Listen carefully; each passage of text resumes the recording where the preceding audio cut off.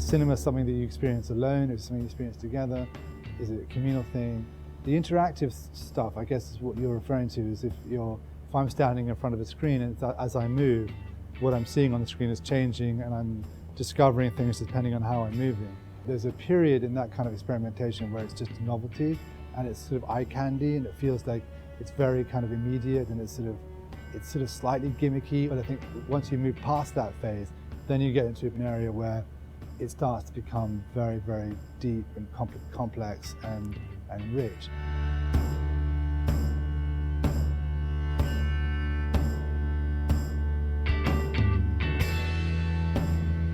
My name's Nick Hooker. I work for Framestore. We traditionally work on movies like Avatar and Harry Potter movies and James Bond. So we have this kind of very, very sort of visual effects powerhouse, and we thought it would be interesting to see what would happen when you brought that kind of culture into contact with the creative coding culture, which is very experimental and very kind of sort of vital and much looser. I think what this event is the beginning of that relationship.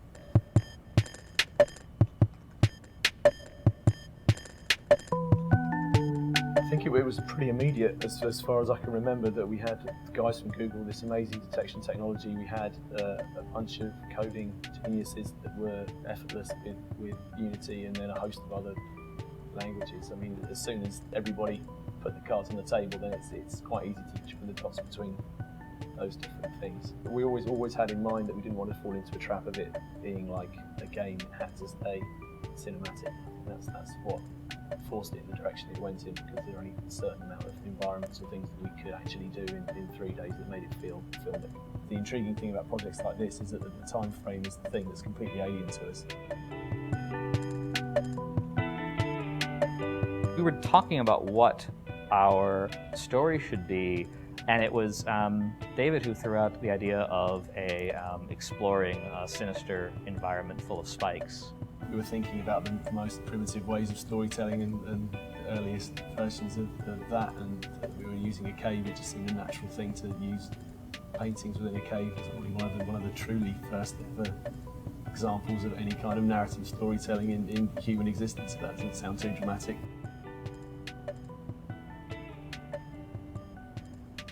So for this project, like pretty much all of the teams in the hackathon, we all ended up using Unity, which is really sort of the most accessible, high-quality game engine around.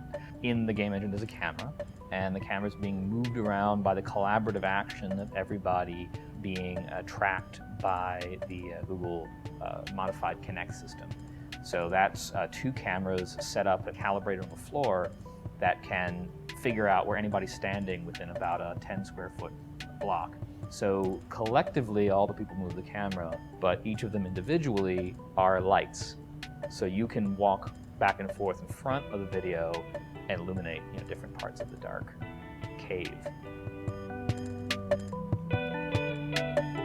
The word game engine is a bit of a red herring for us. It's more about, can we get that sort of level of quality that people might expect from the cinema into a game engine environment. It's all about the texture qualities, the lighting, all the things that make something look, get towards photoreal. Is that there's a lot of brilliant console games out there, but they still look markedly different to feature film. I mean, it's really a pretty new development in game engines and real-time graphics, right? That you can cast a shadow not just from one light source, but from many.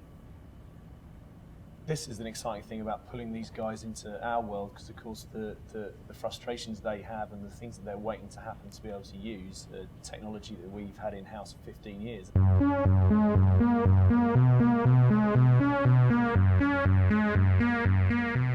New cinema for me is the reason for being at Framestore.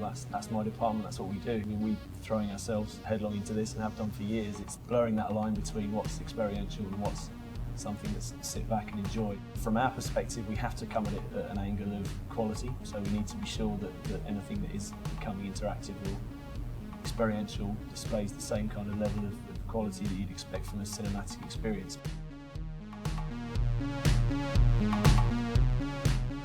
I kept thinking what it would be like to take some of these ideas and put them in Grand Central Station, where people they're captive. They're waiting for a train. They've got 20 minutes to kill.